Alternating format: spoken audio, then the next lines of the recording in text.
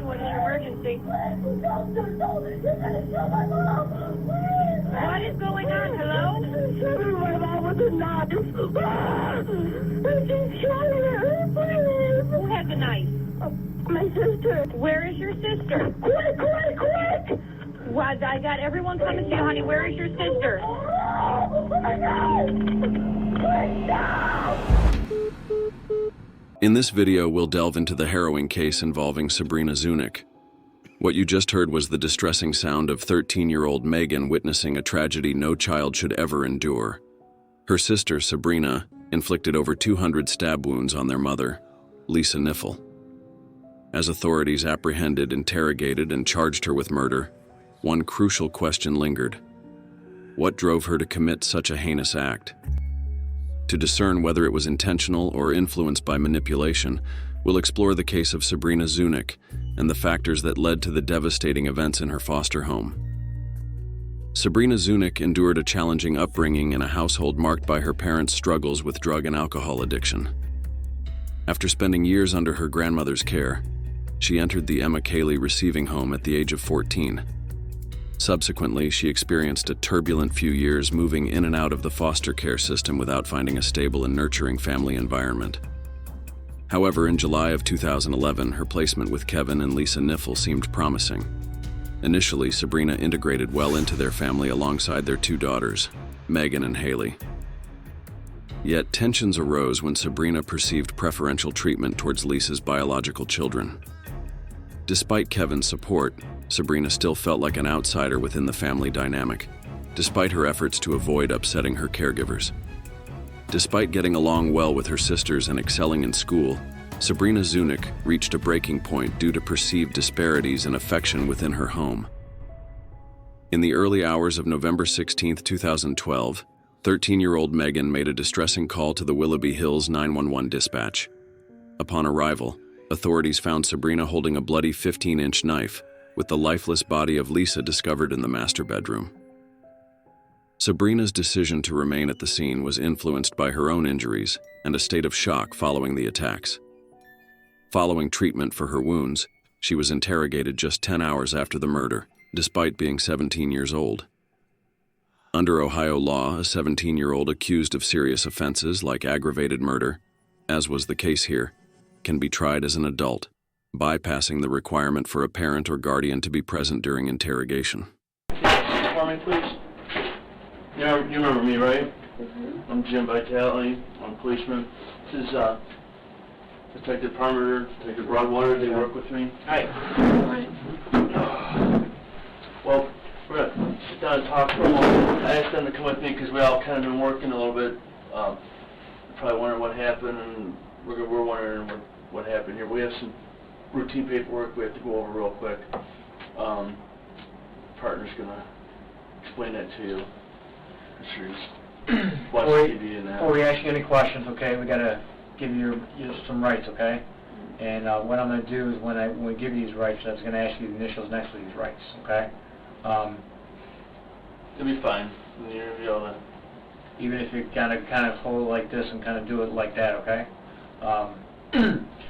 Just so you know, you are being suspected of being involved in a homicide. So... Bree, you want anything to drink? Yes. What would you like? Doesn't... Water? Water or kind of a soft drink or what? Water. I'm sorry? Water would be fine. Water's okay? Okay. So what do you recall? From yesterday, Mm-hmm. getting done with my homework, getting, I don't know, and that's it. Mm-hmm. And going to bed. And we're at home? Mm-hmm. Would anything unusual happen? I don't know. Everything went fine according to what I knew of. Mm-hmm. And what happened? Starting from When you got home from school yesterday.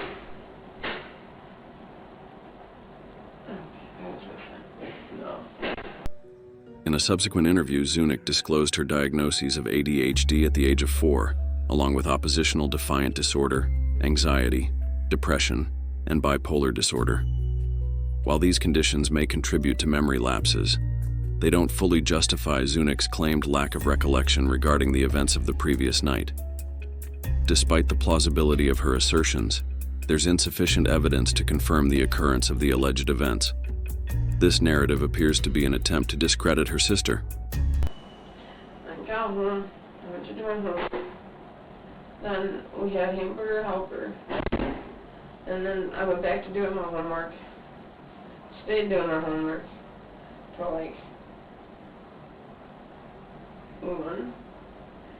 I went upstairs, no, it was like 12. Went upstairs, tried to go to sleep. I couldn't go to sleep, so I went to go get some Advil. Ibuprofen. Because my head hurts because I have really bad headaches whenever they feel like it. And after that... Where did you take ibuprofen from? In Kevin's bathroom. That's Where? where it's held. Kevin and Lisa's bedroom. That's where it's held. Kevin and Lisa's bedroom? Okay. Where is it at? Is it actually in a medicine cabinet? Mm-hmm. Okay. Is it on the first shelf, the second shelf, the third shelf? Do you recall? I believe that there's only 2 shelves. Okay. And it's on the bottom. On the bottom shelf? So you went in their bed, is their bathroom in their bedroom? Mm-hmm. It's connected. Was Lisa still awake? I don't know. I just remember going in there, having the bottle, starting to shake it to get the meds, and then I'm gone from there. Thank you. Okay. Do you remember what the bottle said? Ibuprofen. Ibuprofen? White, and there was orange around it. Okay. Are you allowed in the bathroom? Only, to get Advil or something like that. I call it Advil. It's always Right. ibuprofen. Other than that, no. Not unless they're there or, we're told to. So what did Lisa say to you then, when she saw you in there? Don't know. I don't know if You Lisa... didn't hear us? No. I don't remember anything at that point on. What do you remember? Everything except... Were you taking any illegal narcotics yesterday? No. Don't do drugs. You don't do drugs? When was the last time you did drugs? 3.5 years ago. 3.5 years ago? Okay. You have not had any illegal drugs since then? Okay. You were at home all night yesterday? Okay. After you ate dinner, did you have this opportunity to say goodbye to Kevin? I was at the computer desk. You were at the computer I desk? don't know. I went to the living room also because I was printing my bracelet homework. I mean, I was in the living room, I was in the kitchen, and I was in the office. That's it. Excuse me. I mean, I believe so, yeah, he just said bye, because he always says bye to everybody. Okay. And we either say bye, Chiba, Billy kisses him, well. Okay. You had an argument or anything with Lisa last night? No, No? everything was fine. From what Everything's I fine? know. Okay. Have you had these type of issues in the past where you just don't remember things? I'm not positive. I mean, I know I was in my other group homes. When I was in a fight with other people, I blacked out. And I don't remember it. Have you ever been checked? What do you mean, the Like, have you, psychiatrist? medically? Yeah. Yeah, I go to a psychiatrist. Okay. And you take, Vyvanse and Lamotrigine. okay. And what are those meds for? Yeah, Vyvanse is for ADHD, and Okay. Lamotrigine is for mood stabilizer / anxiety. So it kind of stabilizes your moods? Okay. However, detectives noted Zunich's persistence in maintaining her memory loss narrative and her reluctance to divulge further details. Nevertheless, the available evidence was deemed adequate to charge her with first-degree aggravated murder. I've never been a murderer. We need to know, that's why we're asking you to think about it. We need to know how to help you, okay?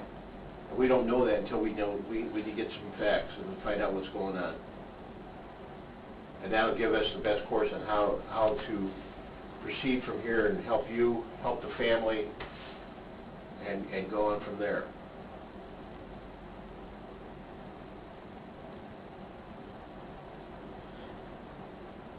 What do you want me to eat? I don't, We don't want you to say anything except the truth, and we just want you to think about it, because something happened by the time you were getting your meds in the bathroom there for your headache. And then one of our police officers arriving. So something happened in between that time, and we're just trying to get to the truth of that and find out what happened. I don't know.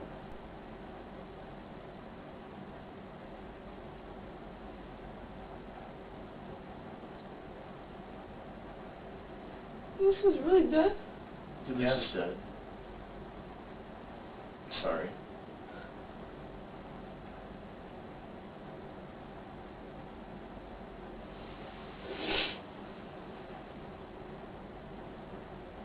I don't believe this. That's why we're here, trying to put it all together. Can I just...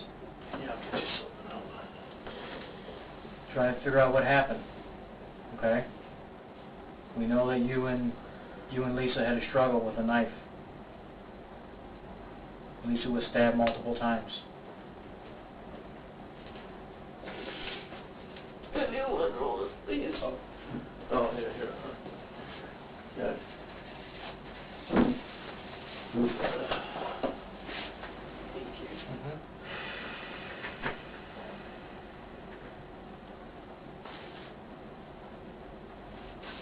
Nobody else is hurt. Nobody else was hurt. Thank goodness.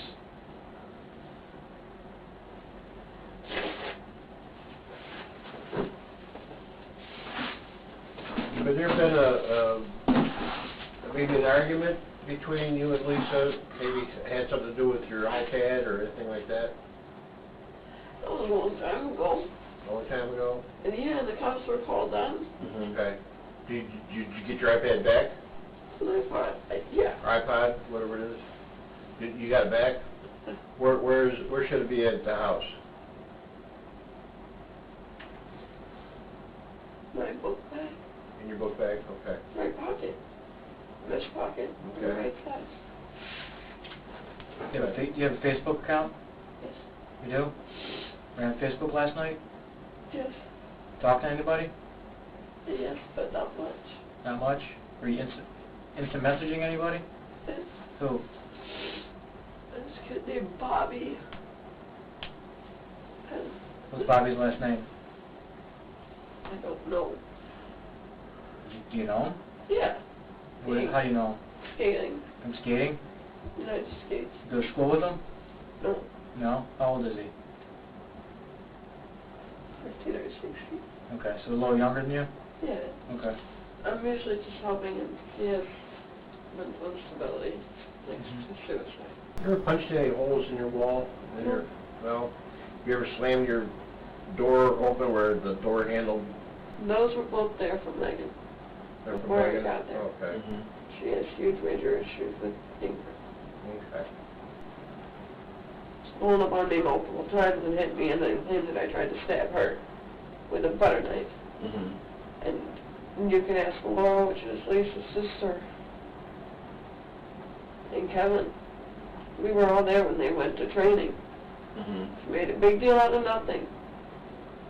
Because she got mad about Laura not wanting her waffles, and I was buttering mine. She goes to hit me on my arm, and I go to restrain her hands because she wasn't going to hit me more. I had a butter knife in my hand, didn't have time to put it down, but it was space on the floor. She's trying to struggle to get her hands away from mine, and by the time I have it, the knife is in between our two hands. And they claimed that I tried to kill her. She's also claimed that Kevin... Amidst Zunich's legal proceedings, little attention was given to her foster father, Kevin, who had an alibi. During Zunich's interrogation, Kevin returned home and reportedly displayed a calm demeanor, expressing more curiosity than distress about the attack. Despite attempting to visit Zunich at Lake County Jail, Kevin grew frustrated when denied access. By the spring of 2013, while Zunich remained incarcerated, Kevin utilized his late wife's insurance payout to settle debts, acquire property, and pursue personal interests such as flying lessons. His apparent lack of remorse can be attributed to his pre-existing plans to separate from Lisa prior to the tragic incident. Detectives, suspecting a potential connection between Kevin and the crime, subsequently questioned him. Kevin, do you know anything that was happening at the house the night before you left for work that night? Hang on a second. We just talking about his wife's work. What's going on at the house the night before is not his wife's work. Okay. Where does your wife work at? County Children's Services. What does she do there? She was a social worker for the children's section. Were you and Lisa in the process of going through a divorce? Okay, now we're getting outside the... Despite Kevin's lawyer's constant interruptions during questioning, detectives observed his avoidance of eye contact and evasiveness. Despite initial difficulties, a breakthrough occurred nearly 6 months after the murder when Zunick agreed to a proffer session with a prosecutor, wherein she confessed her role in the murder and pledged honesty. Was Kevin Knaefel, my foster father.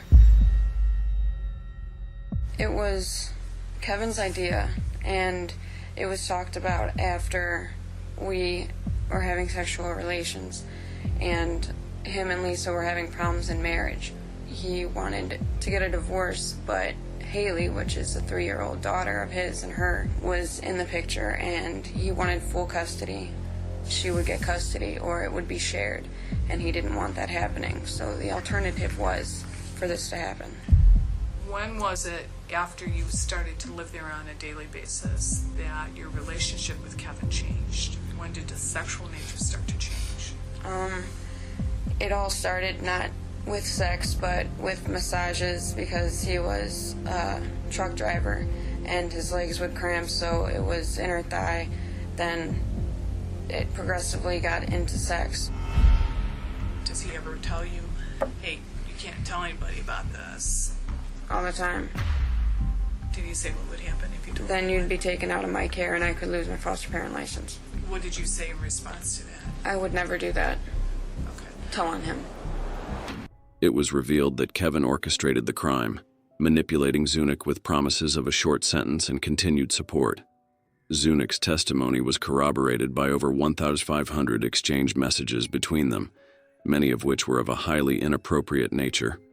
On June 11, 2014, Kevin Knaefel was found guilty on all 11 counts, including sexual battery, complicity to commit aggravated murder, and conspiracy to commit aggravated murder. He received a life sentence with the possibility of parole after serving a minimum term. Zunick also received a life sentence with the possibility of parole after 30 years, as part of her plea agreement. A subscribe and a like would mean the world to us. Make sure you hit the notification button so you won't miss new bangers.